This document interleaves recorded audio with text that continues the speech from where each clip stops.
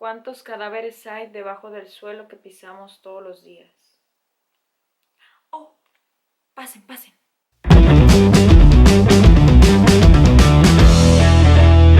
Hola, ¿qué tal? Mi nombre es Ivani Lozano y el día de hoy vamos a hablar de la novela Después del invierno de la escritora mexicana Guadalupe Nettel, publicada en el 2014 por la editorial Anagrama y que ganó el Premio Real de Novela. Vamos a hablar un poquito respecto a sus personajes, su trama, el contexto social y cultural que la rodea, así como algunas observaciones que yo he realizado alrededor de la obra que me parece interesante destacar.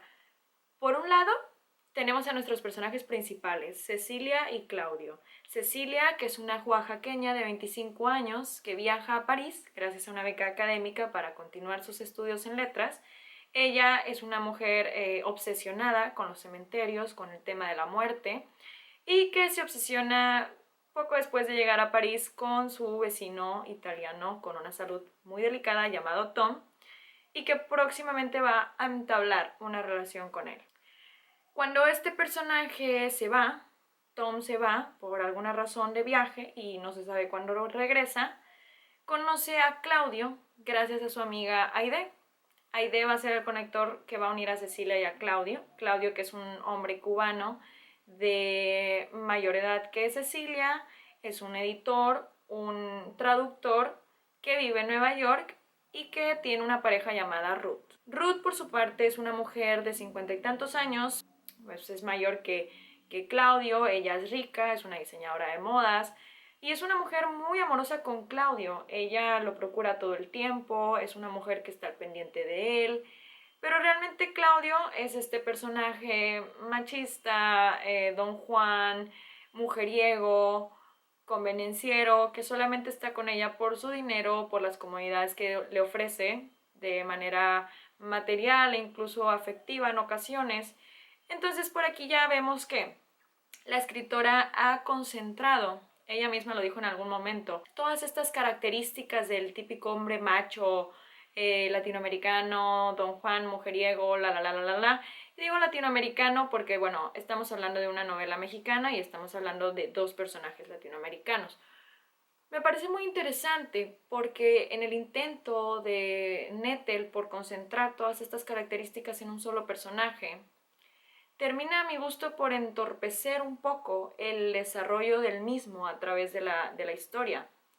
Sobre todo porque tanto Cecilia como Claudio son personajes a mi gusto muy acartonados y que tienen características poco creíbles. Es decir, cuando Claudio conoce a Cecilia, se enamora perdidamente de ella, y todo lo que creíamos que era Claudio, un hombre que repelaba todo lo que fuera vivo, todo lo que tuviera que ver con amor y las emociones, termina por caer perdidamente con Cecilia.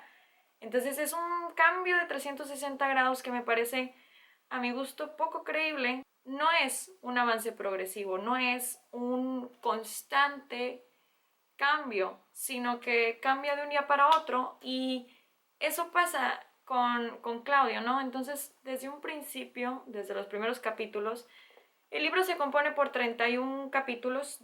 Bueno, estos 31 capítulos están contenidos en dos partes, ¿no? Diferentes del libro. Tenemos dos narradores principales, el punto de vista en primera persona de Cecilia y el punto de vista en primera persona de Claudio.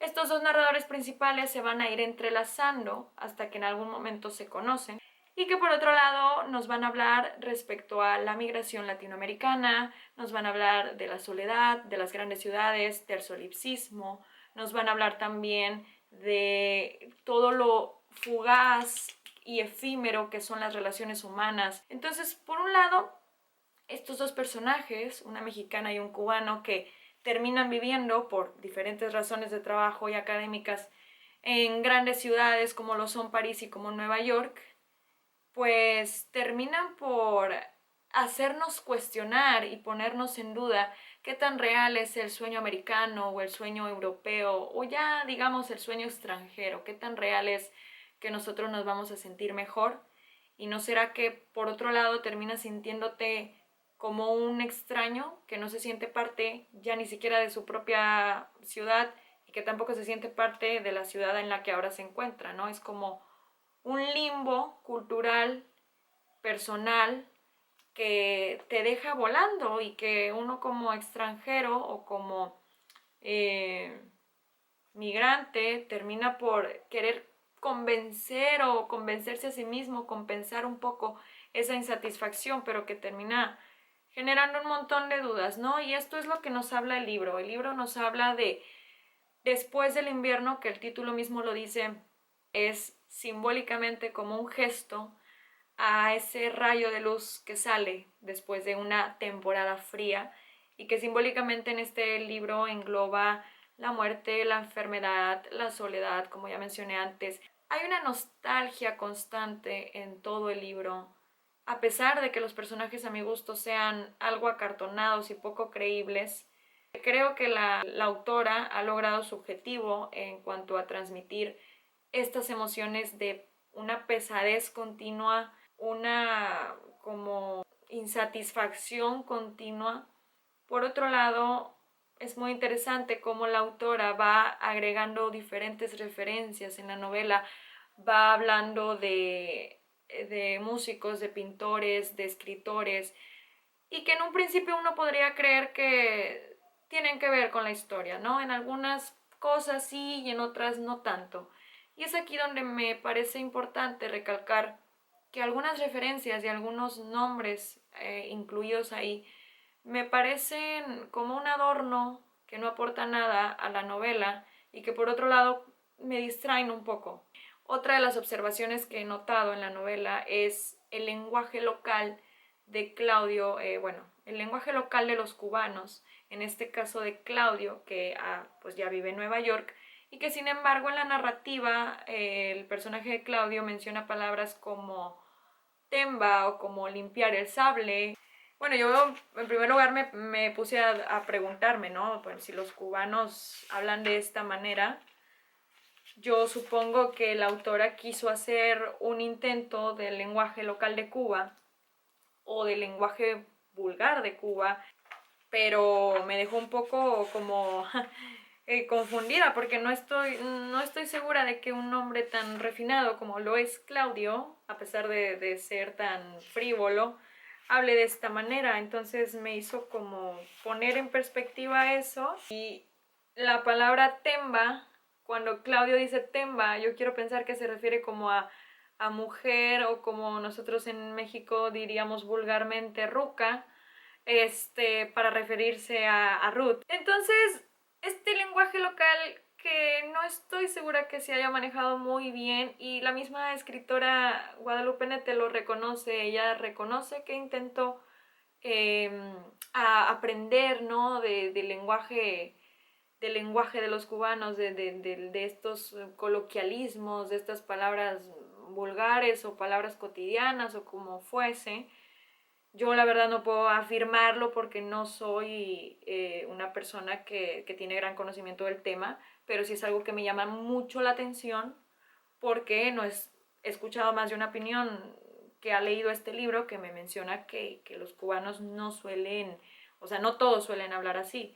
Entonces me quedé así como que, respecto al tema de los tiempos, como ya lo dije, son dos narradores protagonistas que hablan en primera persona y que el manejo de los tiempos es en presente, pero de vez en cuando hay una analepsis, hay un diálogo con el pasado a través de flashbacks, sobre todo flashbacks que me parecen más interesantes con Claudio que con Cecilia. Algo que debo destacar de la obra es que el autor ha logrado generarme una sensación durante todo el libro, y que hay partes que me gustan mucho y hay partes que me desagradan totalmente, no por su contenido, sino por la forma que tiene el contenido. La narrativa que se utiliza es por lo que a veces me desagrada, porque a veces uno se va como envolviendo en ciertas escenas y de repente ¡cuash!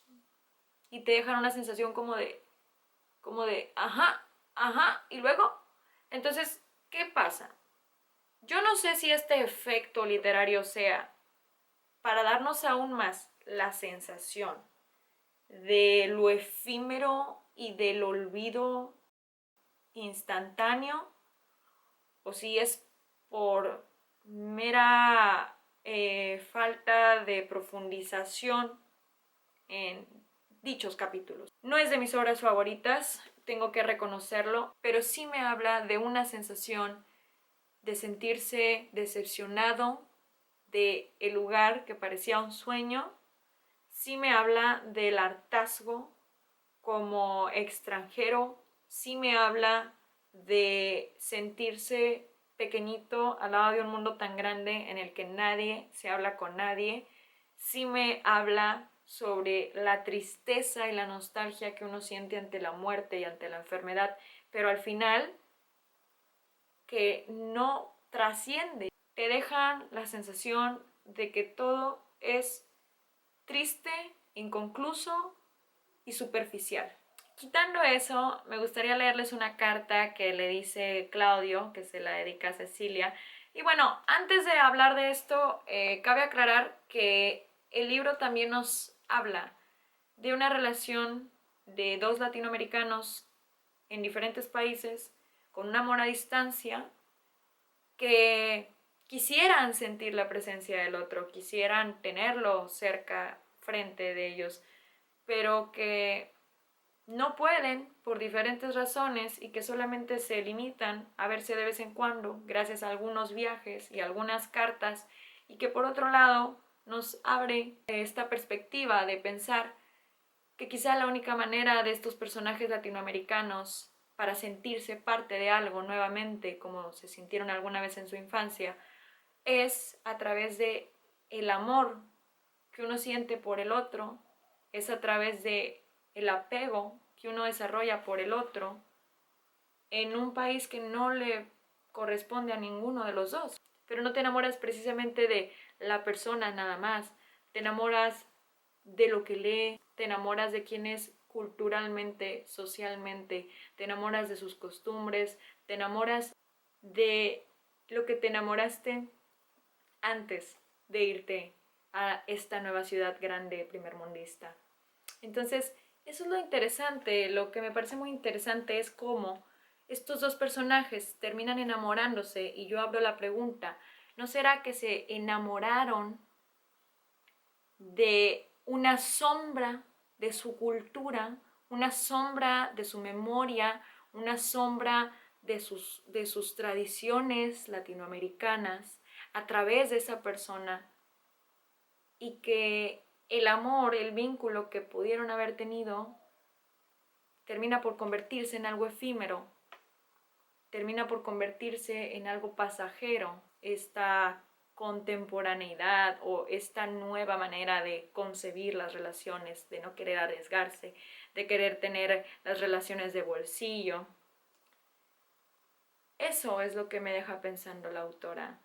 Y bueno, ahora sí les voy a leer esta carta que me parece muy romántica de parte de Claudio, que le dice así a Cecilia.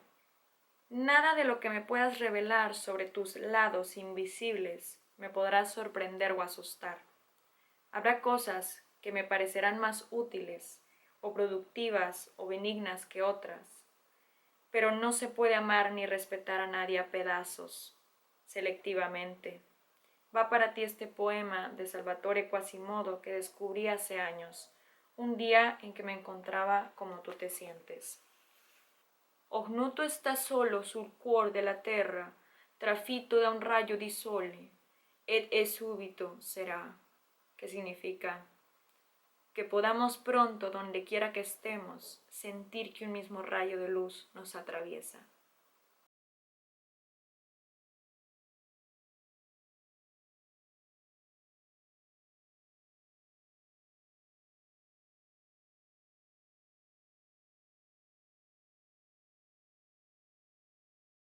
Esta carta de Claudia a Cecilia personalmente me parece la más romántica de toda la obra, porque nos habla de el estar en un mismo lugar, al mismo tiempo, en la misma época, en el mismo segundo.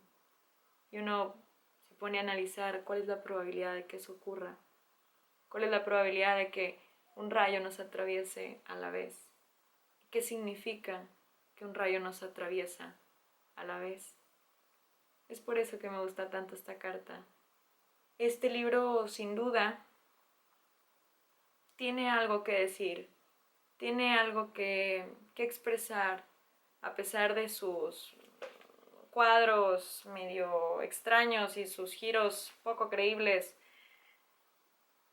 Tiene algo que decir sobre la nostalgia y sobre el dejar ir. Creo que eso es lo que más reconozco de la obra de Guadalupe Nettel. Si te gustó este video, no olvides suscribirte, darle like y compartir con las personas que crees que pueda interesarles. Agradezco mucho que me estén apoyando en estos primeros videos que estoy realizando. Muchas gracias. ¡Mua!